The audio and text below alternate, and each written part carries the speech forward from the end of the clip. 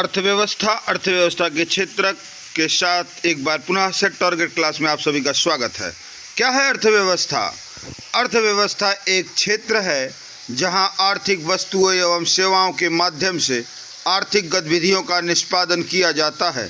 जब हम किसी देश को उसकी समस्त आर्थिक क्रियाओं के संदर्भ में परिभाषित करते हैं तो उसे अर्थव्यवस्था कहते हैं।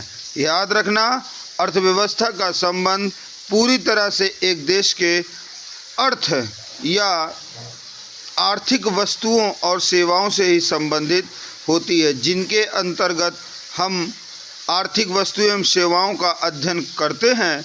उन्हें अर्थव्यवस्था या अर्थशास्त्र के नाम से जानते हैं। आप ये भी जानते हैं अर्थशास्त्र के जनक एडम स्मिथ माने जाते हैं। आपको ये भी जानना होगा कि अर्थशास्त्र नामक पुस्तक आपको प्राचीन काल में लिखने वाले व्यक्ति चाणक्य, जिन्हें विष्णुगुप्त के नाम से भी जाना जाता है, उन्होंने लिखा हुआ है। आगे देखते हैं। भारत की अर्थव्यवस्था विश्व की 5वीं सबसे बड़ी अर्थव्यवस्था मानी जाती है। क्षेत्रफल की दृष्टि से भारत विश्व में 7वें स्थान पर है।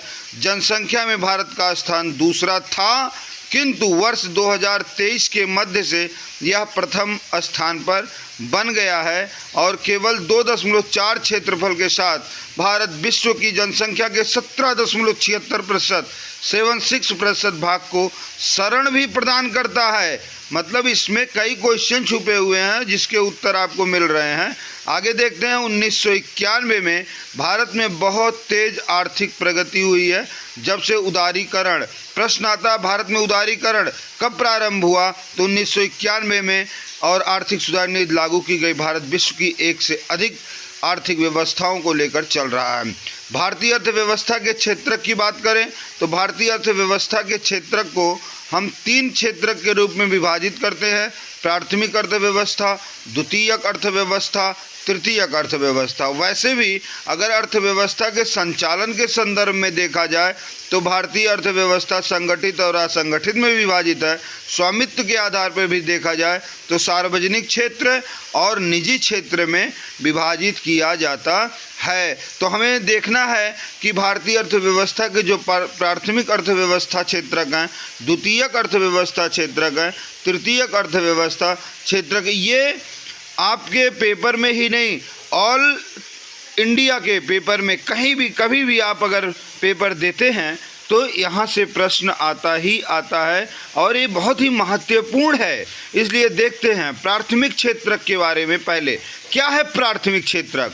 भारत में प्राथमिक क्षेत्र वह क्षेत्र है जो वस्तुओं के निर्माण और विभिन्न प्रक्रियाओं को निष्पादित करने के लिए प्राकृतिक संसाधनों की उपलब्धता पर काफ़ी हद तक निर्भर है। क्षेत्र में सेवाएं दिन प्रतिदिन के लिए संचालन को चालू रखने के लिए पूरी तरह से प्राकृतिक संसाधनों की उपलब्धता पर निर्भर है। ये आपको ध्यान रखना होगा एक सरल शब्द में कि प्राथमिक क्षेत्रक वह क्षेत्रक है जिनका पूर्णतः संबंध प्राकृतिक संसाधनों से होता है, प्रकृति से उनका उत्पन्न होता है, प्रकृति सेवा उत्पन्नित होती हैं, तो वो प्राथमिक क्षेत्रक कहलाती हैं। मूल इसका सबसे अच्छा उदाहरण देखा जाए तो कृषि क्षेत्र से संबंधित चीज़ें, वानिकी है, मत्स्य पालन है, खनन। पूछा जाता खनन किस क्षेत्र का? तो प्राथमिक क्षेत्रक। द्वितीयक क्षेत्र की बात करें तो इस क्षेत्र की अर्थव्यवस्था प्राकृतिक अवयव मतलब तत्व, वस्तुएं पर निर्भर है जिनका उपयोग सेवाओं और उत्पादों को बनाने के लिए किया जाता है और अंत में इनका उपयोग उपभोग के लिए भी किया जाता है। उत्पादों और सेवाओं से जोड़े गए मूल्य के संदर्भ में यह क्षेत्र सबसे अच्छा उदाहरण भी माना जाता है। द्वितीयक क्षेत्र क्या है? सरल शब्द में देखें तो प्राकृतिक, जो प्राथमिक क्षेत्र की चीज़ें हैं, प्राकृतिक हैं, प्राथमिक हैं, उनसे बनी हुई चीज़ें दूसरे रूप में जब ढाली जाती हैं तो वो विनिर्माण का क्षेत्रक कहलाती हैं, जिन्हें हम द्वितीयक क्षेत्रक के नाम से भी जानते हैं। तो ये आपको ध्यान रखना होगा। जो प्राकृतिक से संबंधित हैं, मूल में हैं, अपनी मूल अवस्थाओं में हैं, उन्हें हम प्राथमिक रूप में जानते हैं। और द्वितीयक किसे कहते हैं?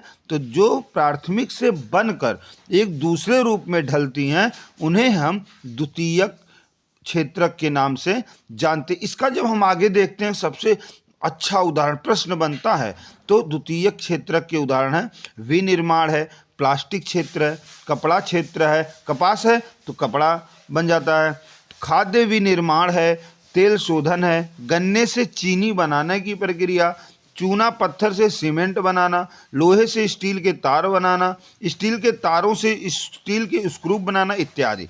तृतीय क्षेत्र की बात करें तो यह क्षेत्र भारत में सकल घरेलू उत्पाद में हिस्सेदारी के मामले में सबसे बड़ा योगदान देता है। यह क्षेत्र सेवा क्षेत्र भी है। जब आप अन्य दो क्षेत्रों के विकास पर विचार करते हैं तो ये महत्वपूर्ण हो जाता है। मतलब जो प्राथमिक क्षेत्र विनिर्माण में आ जाता है, विनिर्माण से जब हम उससे सेवाएं लेने लगते हैं तो वो सेवाएं क्या कहलाती हैं, तृतीय क्षेत्र के अंतर्गत आती हैं।